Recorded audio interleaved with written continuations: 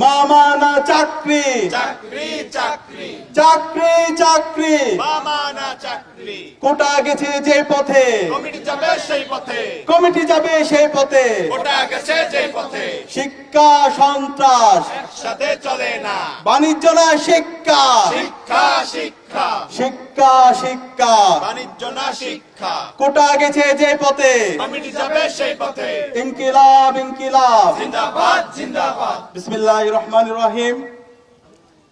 সুপ্রিয় দেশবাসী, প্রিয় ছাত্র সমাজ, জুলাই বিপ্লবে আমাদের 1400-এর অধিক শহীদ ভাই বোনরা জীবন দিয়েছিল একটি মেধাভিত্তিক সমাজ বিনির্মাণ করার জন্য। এই বিপ্লবের অন্যতম আকাঙ্ক্ষা ছিল চাকরির ক্ষেত্রে কোনো ধরনের কোটা থাকবে না, চাকরির ক্ষেত্রে কমিটির মাধ্যমে বাণিজ্যের মাধ্যমে কোনো চাকরি হবে না, চাকরি ক্ষেত্রে মামা খালু চাচাদের পরিচয় দিয়ে স্বজন প্রীতির মাধ্যমে কোনো ধরনের নিয়োগ হবে না। কিন্তু আজকে খুবই দুর্ভাগ্যের বিষয়, আজকে জুলাই বিপ্লবের 2 বছর পরে নির্বাচিত সরকার আসার পর আমরা আশা করেছিলাম বিপ্লবের সে আকাঙ্ক্ষাকে তারা ধারণ করবে, কিন্তু আজকে আমরা হতাশ হয়েছি। আজকে নির্বাচিত হওয়ার 6 মাস পরে আমরা দেখতে পাচ্ছি পুরো ছাত্র সমাজের পেটে লাথি দেওয়ার জন্য বর্তমান সরকার বন্দোবস্ত করেছে। আমরা দেখতে পেয়েছি গত 3 আগস্ট শিক্ষামন্ত্রীর নেতৃত্বে একটি প্রজ্ঞাপন হয়েছে।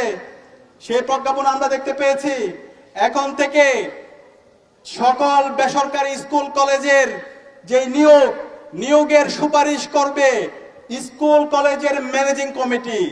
এনটিআরসি আর কোন ধরনের সুপারিশ করবে না, এনটিআরসি শুধু আপনাকে একটা সার্টিফিকেট দিবে। এর মাধ্যম হলো প্রত্যেকটা স্কুল কলেজের ম্যানেজিং কমিটি যারা দায়িত্বে আছে, কারা দায়িত্বে আছে, যারা ইতিপূর্বে টেম্পো স্ট্যান্ডে চাঁদাবাজি করেছে, দখলবাজি করেছে, সেই ছাত্র দল, যুব দল, বিএনপির বিভিন্ন পর্যায়ের নেতৃবৃন্দরা তারা আপনার থেকে টাকা নিবে, লক্ষ লক্ষ টাকা নিয়ে মামা চাচা খালো বিভিন্ন পরিচয়ে ওই স্কুল কলেজগুলোতে নিয়োগ দিবে। এনটিআরসি আর কোন ধরনের সুপারিশ করতে পারবে না। এই একটা জাতির জন্য লজ্জা, পুরো জাতিকে, শিক্ষা ব্যবস্থাকে, মেধাকে এই বিএনপি সরকার, তারেক জিয়া সরকার তারা ধ্বংস করে দিতে চায়। সুতরাং আমাদেরকে আবার জাগ্রত হতে হবে এই অন্যায়ের বিরুদ্ধে, এই অন্যায্য দাবির বিরুদ্ধে, শিক্ষা ব্যবস্থাকে ধ্বংসের বিরুদ্ধে পুরো ছাত্র সমাজকে আবার ঐক্যবদ্ধ হতে হবে। আমরা কি পারবো? ইনশাআল্লাহ। আমি বাংলাদেশের ছাত্র সমাজকে এবং সকল নাগরিকদেরকে আহ্বান করব, আমাদেরকে এই অন্যায়ের বিরুদ্ধে, এই শিক্ষা ব্যবস্থাকে ধ্বংসের বিরুদ্ধে, এই দুর্নীতির বিরুদ্ধে আমাদেরকে সবাই ঐক্যবদ্ধভাবে আন্দোলন করতে হবে। আমরা কি পারবো?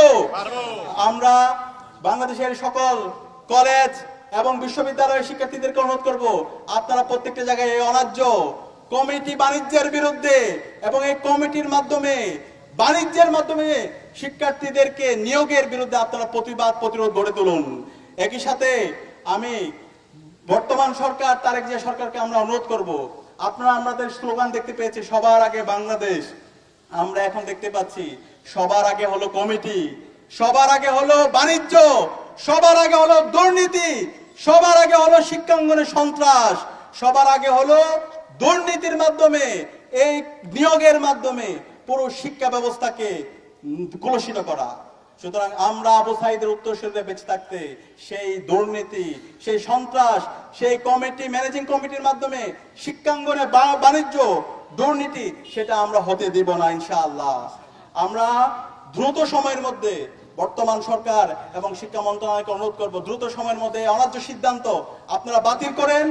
এনটিআরসি এর মাধ্যমে যেভাবে আগে সুপারিশ হতো, কলেজগুলোতে, স্কুলগুলোতে নিয়োগ হতো, সেই পরিপত্র আবার জারি করেন এবং যে অন্যায্য সিদ্ধান্ত হয়েছে কমিটির মাধ্যমে, ম্যানেজিং কমিটির মাধ্যমে নিয়োগ, সেটা বাতিল করেন।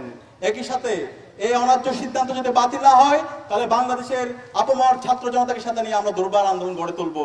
আমরা সময় দিচ্ছি, আমরা আগামীকাল বিকাল 3টায় ঢাকা বিশ্ববিদ্যালয়ের কেন্দ্রীয় লাইব্রেরির সামনে আমরা গণজমায়েত হব এবং গণজমায়েত পরবর্তী শিক্ষার্থীদেরকে সাথে নিয়ে আমরা আন্দোলন গড়ে তুলব। আমরা আশা করছি এই সময়ের মধ্যে বর্তমান সরকার এবং শিক্ষা মন্ত্রণালয় থেকে যে অন্যায্য সিদ্ধান্ত এসেছে, শিক্ষার্থীদেরকে, বেকার যুবকদেরকে পেটে লাথি দিয়ে যে অন্যায্য সিদ্ধান্ত এসেছে, সেই সিদ্ধান্ত বাতিল করা হবে। যদি না হয় তাহলে আমরা শিক্ষার্থীদেরকে সাথে নিয়ে জুলাই বিপ্লবে যেভাবে রাজপথে নেমেছিলাম তার চেয়ে আরো শক্তিশালী ভাবে রাজপথে নেমে শিক্ষার্থীদের ন্যায্য অধিকার আদায় করার জন্য আমরা দুর্বার আন্দোলন গড়ে তুলবো ইনশাআল্লাহ। আমি আজকের এই আয়োজনে এই বৃষ্টির মধ্যেও, বৈরী আবহাওয়ার মধ্যেও উপস্থিত হওয়ার জন্য ছাত্র জনতাকে আন্তরিকভাবে ধন্যবাদ জানাচ্ছি। একই সাথে সাংবাদিক বন্ধুদেরকে ধন্যবাদ জানিয়ে আমি আমার কথা এখানে শেষ করছি। আসসালামু আলাইকুম রহমতুল্লাহ।